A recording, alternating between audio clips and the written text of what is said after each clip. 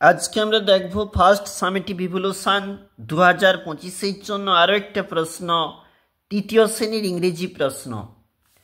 দেখো, পূর্ণমান 20, সময় রয়েছে 40 মিনিট। নেম, রোল নাম্বার নিজেরাই ফিল আপ করবে। প্রথমে রয়েছে এলোমেলো ইংরেজি অক্ষরগুলো সাজিয়ে অর্থবোধক শব্দ তৈরি করো 1 গুণ 4। একের দাগেরটা সাজালে হয় ফিঙ্গার, 2-এর দাগে রয়েছে হ্যান্ড, 3-এর দাগে মিল্ক, 4-এর দাগে অ্যানিম্যাল।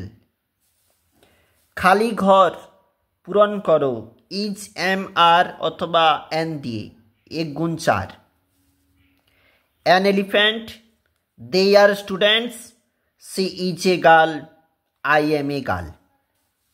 ইংরেজিতে লেখো, দুটি বলা রয়েছে 1 গুণ 2। প্রথমে রয়েছে পশম, তারপরে রয়েছে বন মানে হচ্ছে ফরেস্ট, রাত যেখানে রাত নাইট, গাধা ডাঙ্কি। বাংলায় অর্থ লেখো, ক্যামেল হচ্ছে উট, হাউস হচ্ছে ঘর, টাইগার হচ্ছে বাঘ। বন্ধনীর সঠিক উত্তরটিতে দাগ দাও। The dog guard our house. Sunday is the first day of the week. I walk with my legs. Birds have 2 wings. পরবর্তী পেজ। ইংরেজিতে উত্তর লেখো 3টি। দেখো, আমাদের এই প্রশ্নটা করেছি, who gives us eggs? The hen gives us eggs. পরের প্রশ্ন, I give milk, I have a long tail, I have horn, I am I. Who am I? তাহলে আমাদের সঠিক উত্তর I am cow. Which animal is?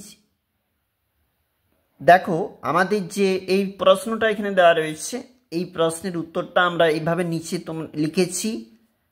তোমরা কিন্তু অবশ্যই এইভাবেই তোমরা লিখবে স্কুলের জন্য বা প্রস্তুতিতে।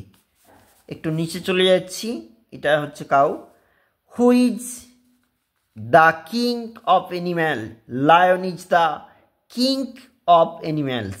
এইভাবে রয়েছে আমাদের এই প্রশ্ন। আমরা দেখছিলাম তৃতীয় শ্রেণী ইংরেজি প্রশ্ন 2025।